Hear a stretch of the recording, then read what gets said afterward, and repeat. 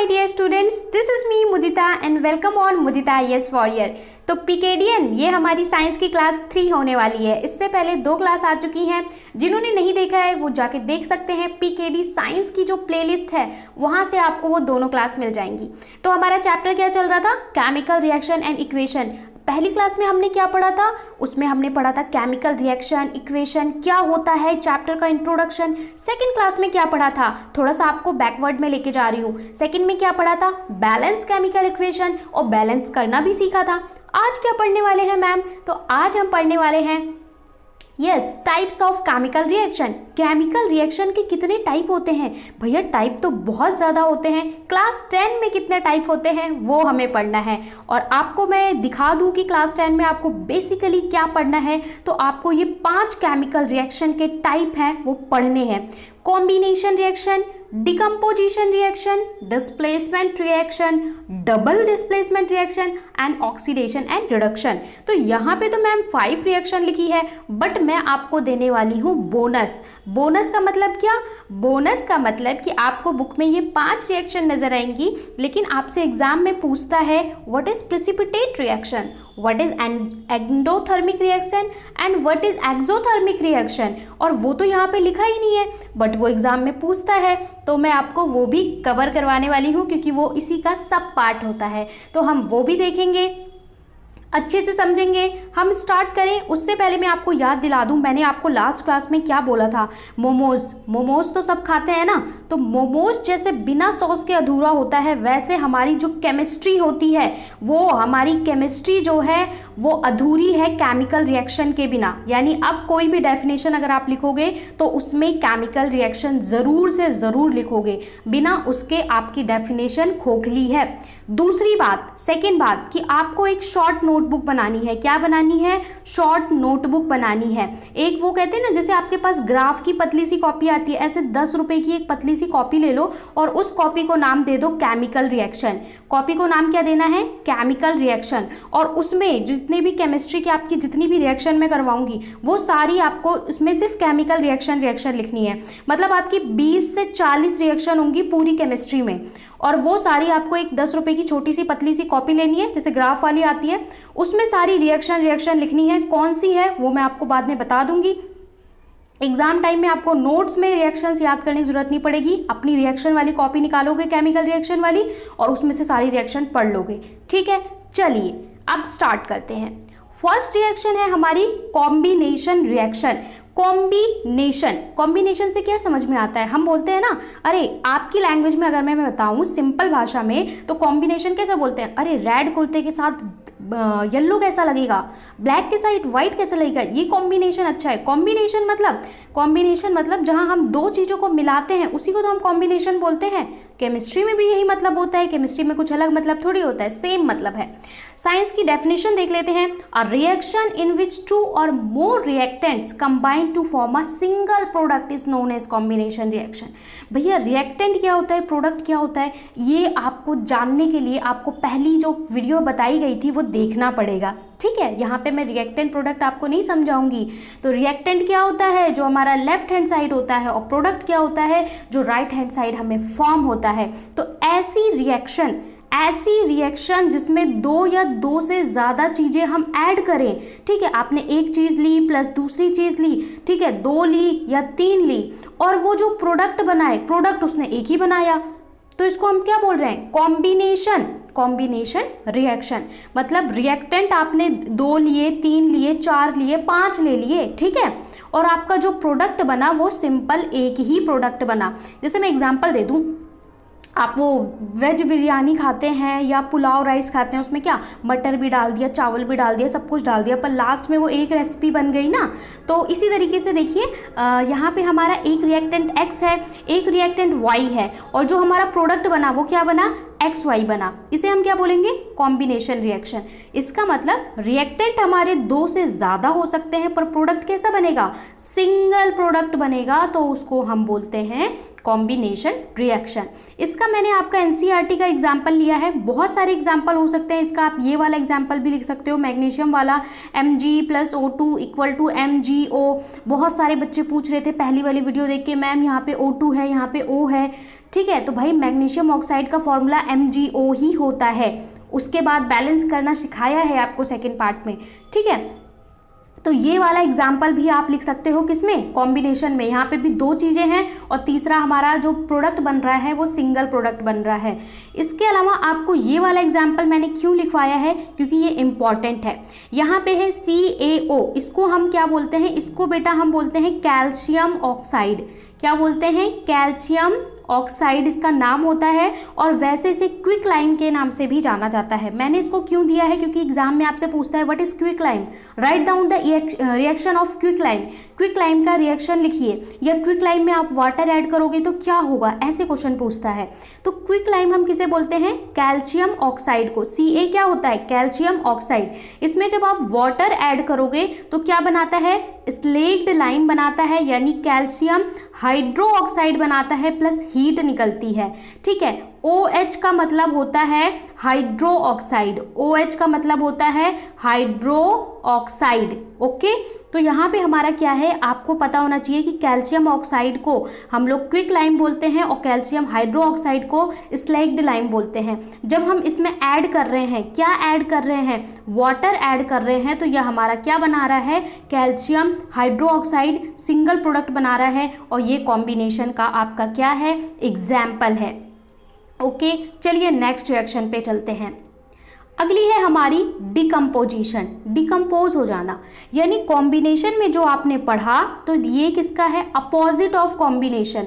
Combination का क्या है, ये अभी जो आपको मैंने कॉम्बिनेशन पढ़ाया उसका ये अपोजिट है। कॉम्बिनेशन में हम क्या करते थे, कॉम्बिनेशन में करते थे कि हमने दो चीज़ें ली और जो प्रोडक्ट बनता था वो एक बनता था।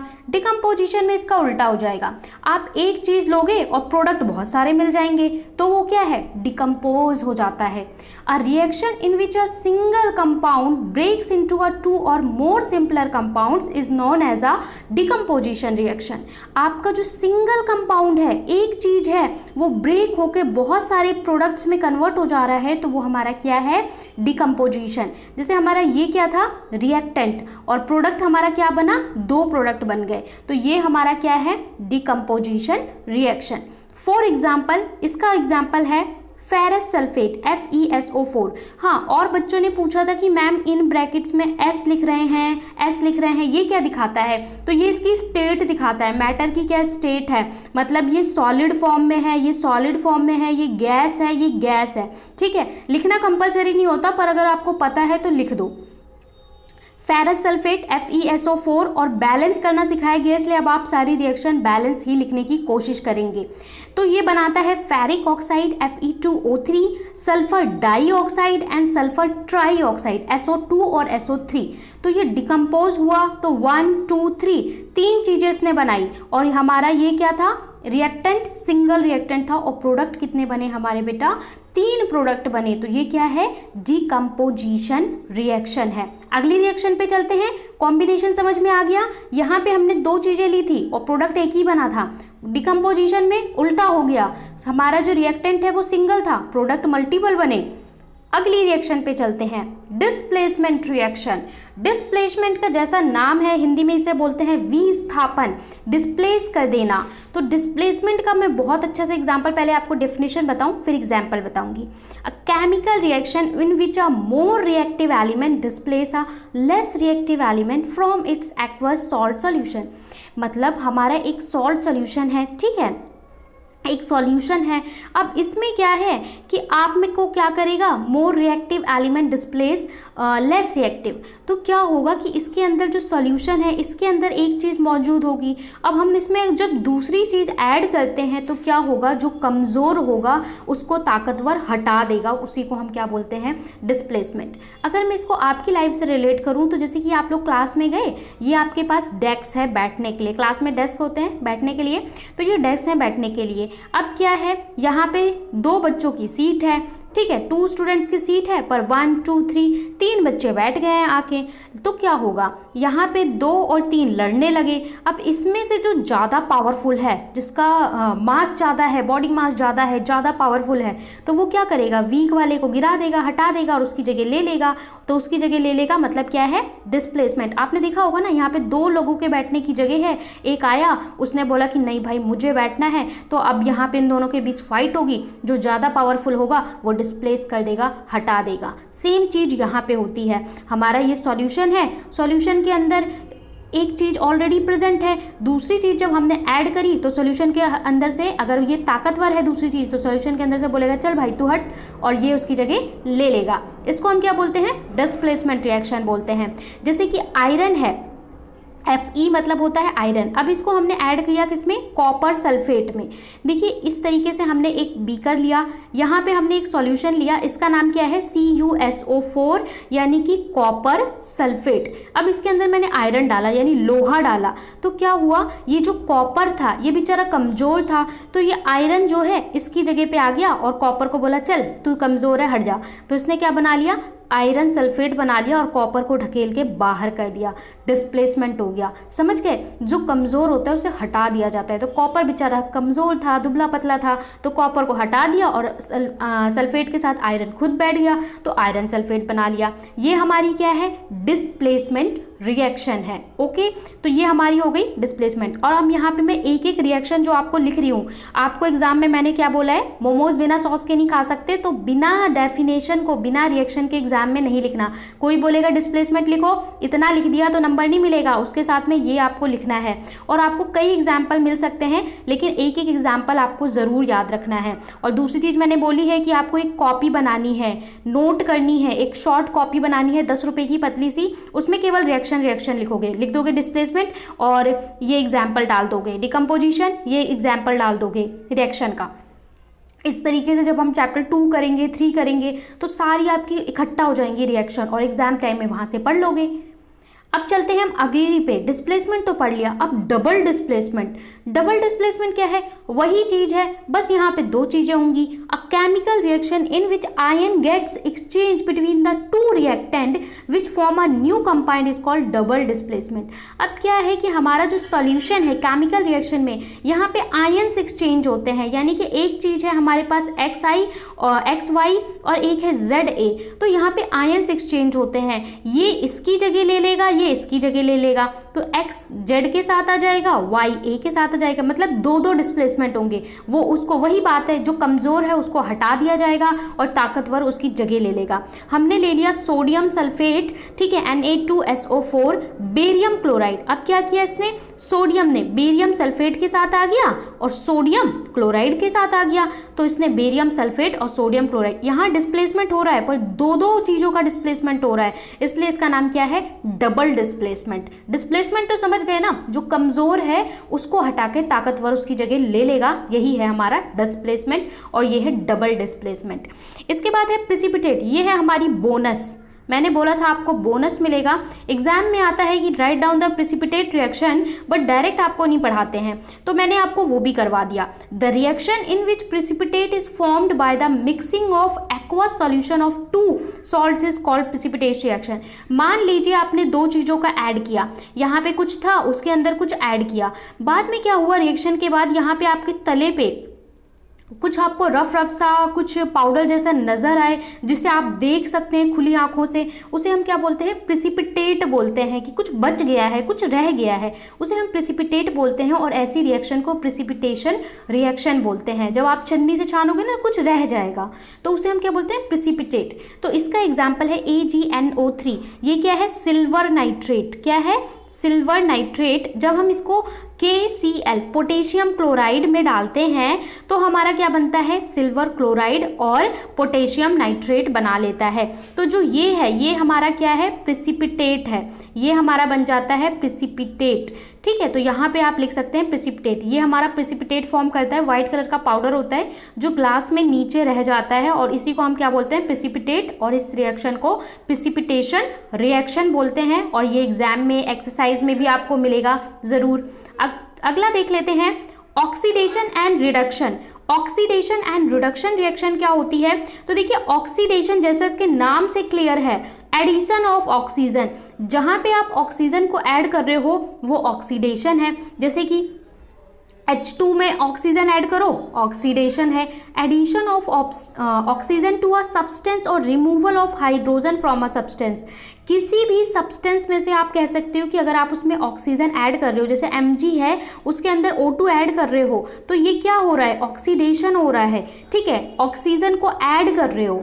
ऑक्सीडेशन मतलब एडिशन ऑफ ऑक्सीजन या फिर रिमूवल ऑफ हाइड्रोजन। इसका रिवर्स भी हम बोल सकते हैं कि हाइड्रोजन को हटाना या ऑक्सीजन को ऐड करना ऑक्सीडेशन कहलाता है।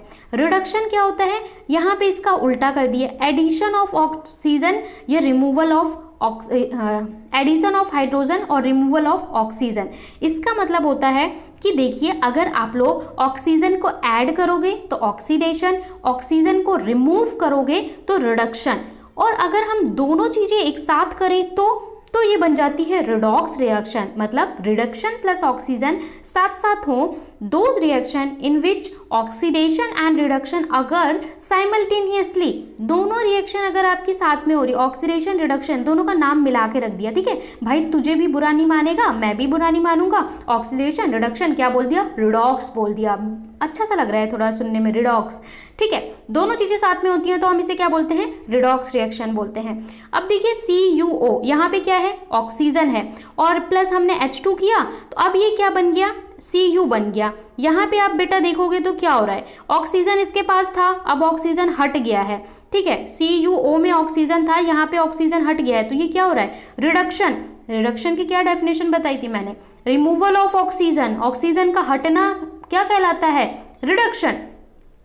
यहाँ देखिए हाइड्रोजन अकेला था, यहाँ पे उसे ऑक्सीजन मिल गया, एडिशन ऑफ ऑक्सीजन क्या है? ऑक्सीडेशन।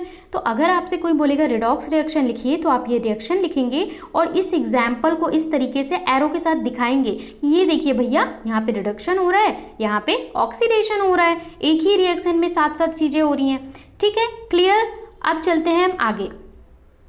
आगे है हमारा, मैंने बोला था बोनस में आपको 2 रिएक्शन और मैं बताऊंगी, तो ये भी बोनस है। एक्सोथर्मिक रिएक्शन हमारी कौन सी होती है? ऐसी reaction heat is evolve during a reaction, ऐसी रिएक्शन जिसमें हीट इवॉल्व होती है। Most of the combination reaction आज एक्सोथर्मिक। एक्सोथर्मिक का मतलब होता है कि जहाँ पे हीट रिलीज हो। जब आप रिएक्शन करते हो ना, केमिस्ट्री लैब में जाओगे तो इस तरीके से आपके पास टेस्ट ट्यूब्स होती हैं, उसमें आप एक प्रोडक्ट डालते हो, दूसरा डालते हो, फिर ऐसे हीट निकलती है। अभी तो आप लोग छोटे हो, जब अगर साइंस स्ट्रीम लेते हो और 11th क्लास में 12th क्लास में केमिस्ट्री में जाओगे, खुद एक्सपेरिमेंट परफॉर्म करोगे लैब में, तब आप देखोगे, ठीक है, बहुत मज़ा आता है। ग्लव्स पहन के, पूरा कोट वोट पहन के एक्सपेरिमेंट परफॉर्म करते हैं तो और बहुत सारी टेस्ट ट्यूब और बीकर भी तोड़ते हैं। तो जो एक्सोथर्मिक रिएक्शन होती है उसमें हीट एवॉल्व होती है, ठीक है, तो बहुत ज़्यादा केयर करनी होती है, तो हीट निकलती है। जैसे एग्जांपल है एल्युमिनियम में अगर हम आयरन ऑक्साइड डालते हैं तो aluminium oxide iron plus heat निकलता है, तो जिसमें हीट निकले उसको हम क्या बोलते हैं? एक्सोथर्मिक। बाहर निकल रही है exothermic. Endothermic, heat is required, ऐसी रिएक्शन जिसमें हमें हीट देनी पड़ती है तो उसे हम बोलते हैं endothermic. For example CO2 H2O, जब आप फोटोसिंथेसिस वाली रिएक्शन देखते हो, ये कौन सी है? फोटोसिंथेसिस वाली। तो यहाँ सनलाइट क्या है? हमारी हीट है, तो यहाँ हमें सनलाइट देनी पड़ती है, तब वो ग्लूकोज प्लस ऑक्सीजन बनाता है। तो इसका मतलब समझ गए, एक्सोथर्मिक हीट निकलेगी, एंडोथर्मिक हीट आपको देना पड़ेगा। तो ये भी एग्जाम में पूछता है। अब आपका लास्ट में एक टॉपिक है जिसे हम कोरोजन बोलते हैं। कोरोजन मतलब क्या होता है? कोरोजन और एसिडिटी एक टॉपिक है, इसको कर लेते हैं। कोरोजन होता है is a natural process which convert a, corrosion क्या होता है कि आपके जो मेटल्स होते हैं, मेटल की ये प्रॉपर्टी होती है कि वो ऑक्साइड बनाते हैं, ऑक्सीजन के साथ रिएक्ट करते हैं। तो जब भी एयर में मॉइस्चर होगा, ठीक है, मॉइस्चर होगा, वाटर होगा, तो जो आपके मेटल्स होते हैं वो ऑक्साइड बना लेते हैं और उसको हम क्या बोलते हैं? कोरोजन, ठीक है। अगर हम इसको डेफिनेशन लिखेंगे तो कैसे लिखेंगे?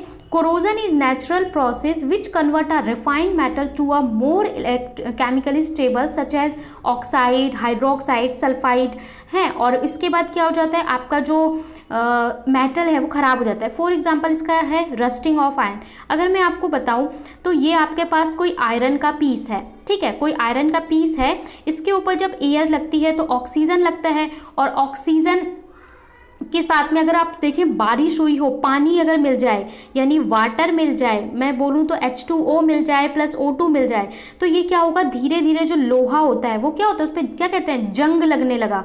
और जंग लगता है तो कैसे होता है, जो मेटल इसके ऊपर एक लेयर बन जाती है और उसको हाथ से ऐसे करोगे तो खुरदुरा खुरदुरा होगा और वो टूट जाएगा। फिर उसकी पहली वाली लेयर पूरी खराब हो गई, फिर उसके नीचे की जो लेयर है वो खराब हो जाएगी, और ऐसे ऐसे करके जो आपका जैसे लोहे का दरवाजा हुआ तो वो पूरा क्या हो जाएगा, कोरोड हो जाएगा, यानी रस्ट, जंग लगने की वजह से खराब हो जाएगा। तो इसको प्रिवेंट करने के लिए हम क्या करते हैं, हम कर देते हैं पेंट कर देते हैं। तो पेंट जो होता है वो एंटीऑक्सीडेंट होता है, जिसकी वजह से वो ऑक्साइड नहीं बनाने देता। होता क्या है, जो हमारा आयरन होता है ना, ये क्या है, Fe है, तो ये जब इसको ऑक्सीजन मिलता है तो ये FeO बना लेता है, आयरन का ऑक्साइड बना लेता है, जिसकी वजह से जंग लग जाता है। इसी को हम क्या बोलते हैं, कोरोजन बोलते हैं। अगला टॉपिक है आपका रेंसिडिटी। रेंसिडिटी क्या होता है, when the substance containing oil and fats are exposed to air and they get oxidized become rancid।